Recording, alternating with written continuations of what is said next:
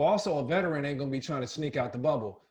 Brendan, you and I both know, and you were joking about your 2011 Wizard squad. I'll let you talk about them a little more, but you have certain teammates that even if it makes sense, they're just not gonna comply. They're thinking about how to get girls in or how to go out and meet the girls or go party or do something or just to be oppositional, just to be oppositional. Unfortunately, even when you have $1 million in your hands, you're not going to appreciate it, Bree. But you said that squad would have been doing some wild stuff. I feel it.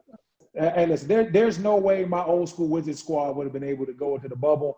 We just had too many rule breakers. Gilbert Arenas and Nick Young would have been having like water balloon fights in the hotels. They'd have been pranking each other, man. Like, I remember, man. They you know how you got the room key to the room, so like somehow they got the room key from like the cleaning lady. You remember old school Mike James? So they got his key, ran in his room while he was sleeping, threw water on him, and ran out the room. Like our team was just so immature that we couldn't have been down there in the COVID-19 bubble because we had way too many rule breakers. And there will be some young guys that will want to have fun that won't be thinking about the right thing. So bringing a veteran is the smart move.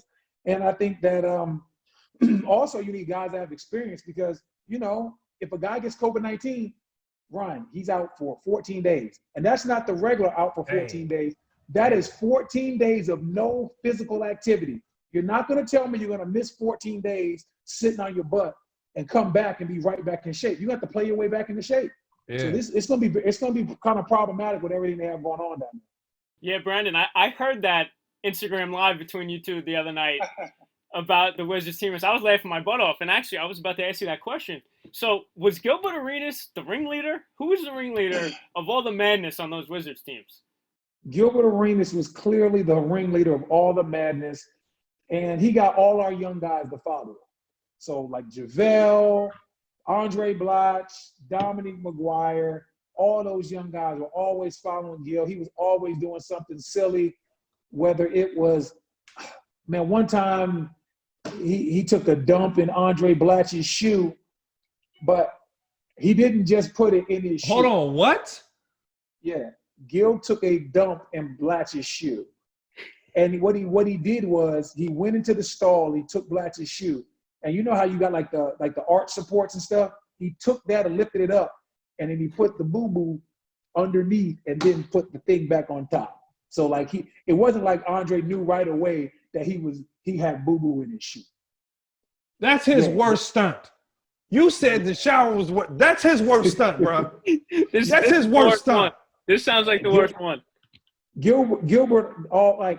One day, on Blatche's game jersey, he cut the numbers out. But you know how your jersey is. You know how your jersey's hanging up with your warm up and everything. So he cut the numbers out and slid his jersey back on the hangers, so Blatche couldn't really see it. And when it was time for us to get dressed, Blatche put his jersey on. And he had no numbers. Gil cut the numbers out.